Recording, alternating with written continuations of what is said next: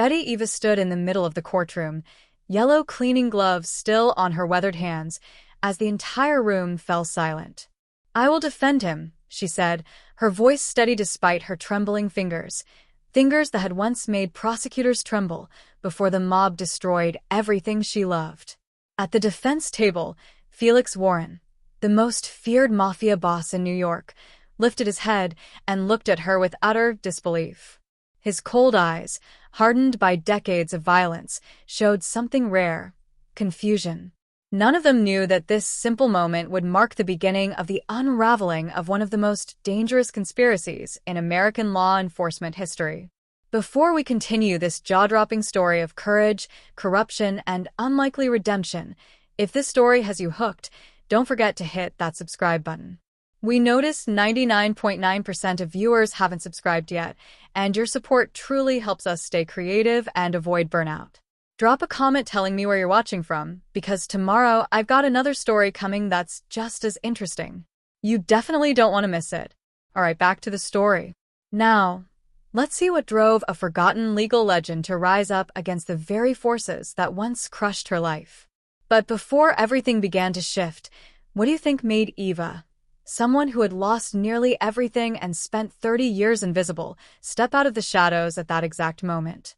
The cold morning air of New York filtered through the high windows of the Manhattan Federal Courthouse, casting long shadows across the marble floor that Betty Eva had just finished mopping. 5 a.m. Just like every day for the past 30 years.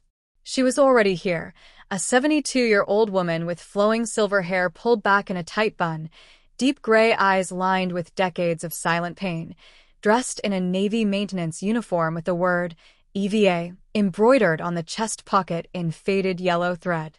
The tiny studio apartment in the Bronx was still dark when she left at 4 a.m. The room had only a narrow bed, a hot plate, and a single photograph on the wall, her wedding picture from 42 years ago, before the mob took her husband, before her daughter turned away from her in shame, before she became invisible. Beside it hung her old Bar Association certificate, yellowed and cracked, dated 1982. A reminder of who she used to be. The Iron Lady. The defense attorney who never lost a case, who made prosecutors sweat, who commanded courtrooms with a single look. Eva didn't turn on the lights when she left home. Winter electricity bills were high, and with a salary of $1,900 a month, every penny mattered. Breakfast was instant coffee, a piece of dry toast, and whatever she could take from the courthouse basement cafeteria, a small privilege for maintenance staff. That morning, as she pushed her cleaning cart down the third-floor hallway, Eva paused in front of Courtroom 9, the place where the biggest federal trials were held, the place where her career had ended 30 years ago. And today, one of the most dangerous trials in New York history was set to begin: United States versus Felix Warren, the Mafia boss accused of 47 counts of racketeering, murder conspiracy, and drug trafficking. She didn't hear about the case from the news. She didn't own a TV. But from the nights she spent cleaning that very courtroom, she had seen the prosecutors rehearsing their opening statements, heard the things they said when they believed no one was listening. The cleaner was just furniture. Invisible. Not worth noticing. But Eva hadn't always been invisible. 30 years ago, she had been one of the most brilliant defense attorneys in Manhattan. She had an office overlooking Central Park, a reputation for destroying weak cases with surgical precision, and a brilliant future ahead. Until she refused to throw a case for the Calabrese crime family. Until they killed her husband and made it look like an accident. Until they destroyed her career, piece by piece, with manufactured evidence and whispered accusations she could never disprove. She pushed the memories away. That was the past. Now she mopped floors, polished benches, emptied trash. An honest job. A quiet job. A job that kept her alive and invisible. And invisible was safe. As Eva was about to leave the courtroom, her phone buzzed. A message from the supervisor. Warren. Courtroom 9 needs deep clean before 9 a.m. Federal trial. VIP. Don't screw this up. Eva exhaled slowly. VIP meant pressure, inspections, and endless opportunities to be yelled at for the smallest mistake. But as always, she didn't complain. By 9 a.m., the courtroom was packed. Reporters squeezed into every seat. Federal marshals lined the walls. Prosecutors in sharp suits straightened their ties, their faces grim with determination. At the defense table sat Felix Warren. He was 48, but looked older, hardened by decades of violence. Dark hair slicked back, a face carved from stone, cold eyes that had witnessed unspeakable things. Orange prison jumpsuit, hands cuffed to the table. Next to him were 6 empty chairs, seats reserved for his legal team from Kessler, Brandt, and Hollis, the most expensive criminal defense firm in New York. They charged $10,000 an hour, but they didn't show up. Eva checked the clock, 9:15. The trial would begin in 15 minutes. Felix kept calling. Each time he put the phone down, his jaw tightened, his face grew paler. Eva knew that look. She had seen it before, 30 years ago, in her own mirror. They weren't coming. They had abandoned him. All rise. Judge Harold Brennan entered, stern, gray-haired, no nonsense. He paused when his eyes landed on the empty chairs. "Mr. Warren," the judge said, voice sharp as a blade. "Where's your legal team?" Felix stood slowly, chains rattling. "I don't know, Your Honor. I've tried contacting them all morning. No one is answering." Assistant U.S. Attorney Catherine Morse rose, a tall, sharp woman in a wine-red suit, a predator's smile crossing her face. "Your Honor, it is clear the defense has been abandoned. The defendant has had months to prepare. We move for a default judgment on all 47 counts." The courtroom erupted with murmurs. Reporters typed frantically. Judge Brennan sighed, visibly frustrated. "Mr. Warren, if you have no legal representation, I am forced to. I will defend him." The voice cut through the room like a thunderclap. Everyone turned. Betty Eva stood there, next to her cleaning cart, yellow gloves still on her hands. The fluorescent lights reflected off her silver hair. Her face, lined by 3 decades of silence and pain, was now set with iron determination. Soft chuckles broke out first, nervous, uncertain, then louder. A few people laughed outright. But Eva didn't flinch. She set down her mop, removed her gloves with careful dignity, and walked up the aisle. 30 years of mopping floors couldn't erase the posture of a woman who had once commanded these very halls. Judge Brennan's eyebrows shot up. "And who exactly are you?" Eva met his gaze without fear. "My name is Betty Eva, Your Honor. I would like to represent Mr. Warren." The courtroom exploded. And what happened next would change everything. Betty Eva's alarm clock rang at 3:45 a.m., the same as it had for the last 10,957 days. She sat up slowly, her arthritic fingers stiff and aching as she reached to silence the buzzer. The darkness of her studio apartment wrapped around her like a familiar blanket, cold, thin, offering no real comfort. She dressed in the same Navy maintenance uniform she wore every day, the name, EVA, stitched in faded yellow thread across the chest. Her silver hair, now loose around her shoulders, would be pulled back into a tight bun before she left. In the cracked mirror above the bathroom sink, she saw what everyone else saw, an old woman. Invisible. Forgettable. But the photograph on the wall told a different story. There she stood in 1982, 30 years younger, in a sharp gray suit outside the courthouse steps, briefcase in hand, eyes blazing with the confidence of someone who had never lost a case. The Iron Lady, the New York Times had called her. The defense attorney prosecutors feared. Now, she caught the 4:30 a.m. bus from the Bronx, her hands wrapped around a thermos of weak coffee, watching the city wake up without her. The chains rattled as Felix Warren shuffled into Courtroom 9, his orange prison jumpsuit a stark contrast against the polished mahogany and marble. At 48, his face bore the map of violence, hard angles, a jaw that looked carved from granite, dark hair slicked back with precision. Those cold eyes had witnessed things that would break ordinary men. 9 o'clock came and went. The 6 empty chairs beside him remained empty. Felix's hand trembled slightly as he set down the phone for the 8th time. No answer. His $10,000 an hour legal team from Kessler, Brandt, and Hollis had vanished like smoke. Assistant U.S. Attorney Catherine Moore stood, her wine-red suit immaculate, a predator's smile playing at her lips. This was it, the case that would make her career. 47 counts. No defense. A gift. Your Honor, she began. We move for default judgment on all counts.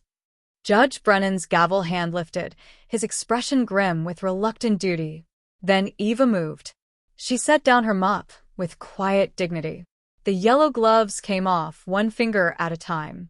Her footsteps echoed in the sudden silence as she walked forward, silver hair catching the light, decades of invisibility falling away with each step. I will defend him. The courtroom erupted into chaos. Judge Brennan's skepticism carved deep lines across his forehead as he demanded credentials. Eva's voice remained steady as steel. Her bar license, pulled from a clerk's dusty archive, was technically active, never revoked, only buried under 3 decades of silence and shame. Felix leaned back, chains clinking, his eyes narrowed with suspicion. I don't need charity from a janitor. You're a plant. Eva met his gaze, without flinching. 30 years ago, they did to me what they're doing to you now. I know manufactured evidence when I see it. She turned to the FBI's forensic accountant, her questions surgical and precise. Transaction dates. Wire transfer protocols. Chain of custody documentation. Each answer she dissected with methodical calm, exposing gaps that widened into chasms. The timeline didn't match. The signatures were inconsistent. The evidence had holes big enough to drive a truck through. The courtroom fell silent. Judge Brennan's gavel cracked once. 3-day adjournment.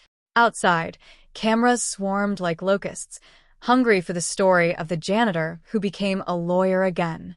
The knock came at midnight. 2 of Felix's men filled her doorway, carrying bankers' boxes that smelled of mildew and secrets.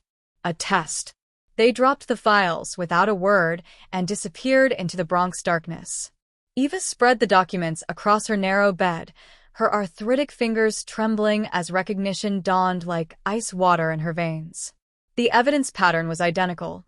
Wire transfers with impossible timestamps, witness statements that contradicted physical evidence, chain of custody gaps that swallowed entire days.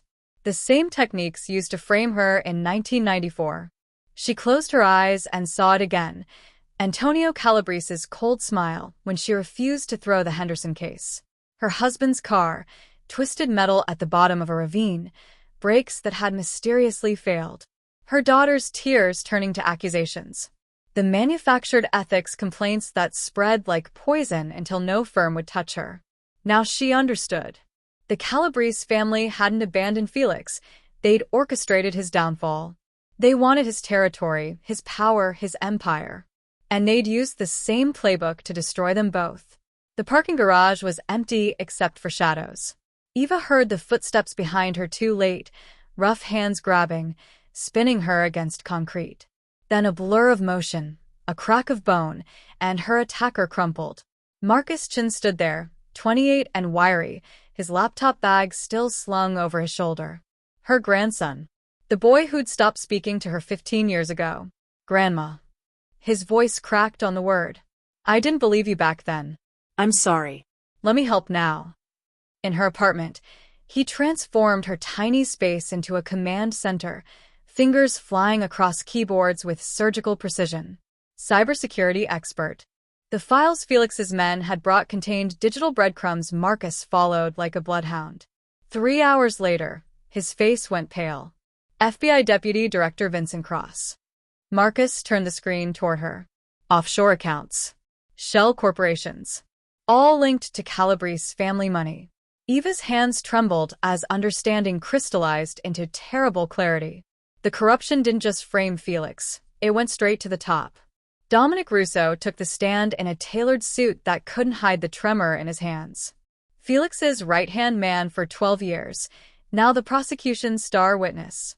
His testimony was devastating, detailed accounts of every crime, every order, every death.